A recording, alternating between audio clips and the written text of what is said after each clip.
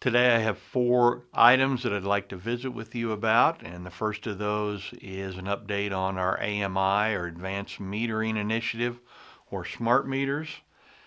Several of our departments are continuing to work through various mechanical communication or interface issues with our electric and water modules in the test area.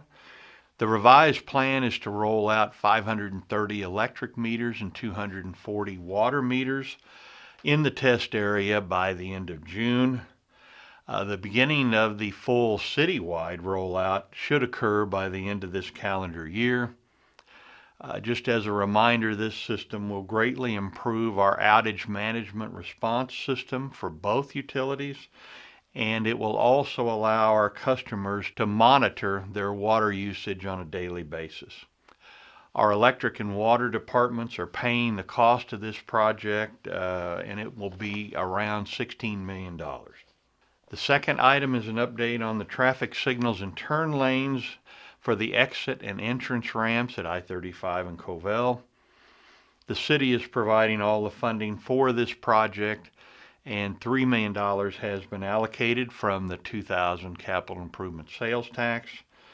We have not pursued state funding in order to shorten the time frame to get this project accomplished. At this point, we are waiting to advertise the project until the 2nd and Bryant intersection improvements are separately advertised in the very near future, which should result in more reasonable bids for both projects. The third item is sales and use taxes. The revenue information for the month of January is the 9th check of our current fiscal year. The trends for both revenue sources continues to be very positive.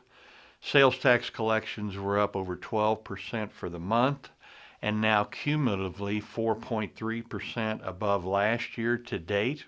That compares to a cumulative 3.5% a month ago, and it also compares very favorably with a zero growth budget projection.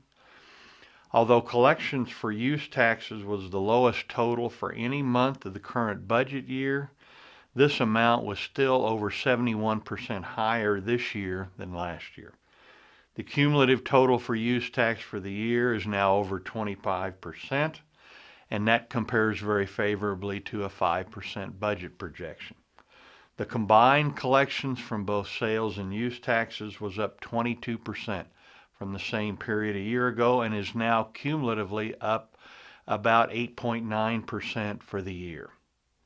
And the 8-city comparison chart is also included. And the last item is an update on senior center programs in Mitch Park. This is an update on participation in our programs as we began lifting some of the COVID restrictions in January. A meal service returned on January 20th for 3 days a week with a maximum of 20 participants. We have had steady daily participation at that maximum amount. Our people have also started drive-through meal pickup service 2 days a week, with about 5 meals being given out each day.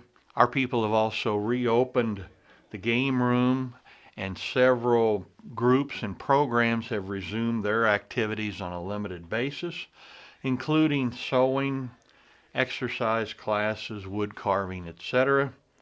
We will continue to lift additional restrictions as it's appropriate. Our senior participants have enjoyed coming back, and our staff has certainly enjoyed having them back as well.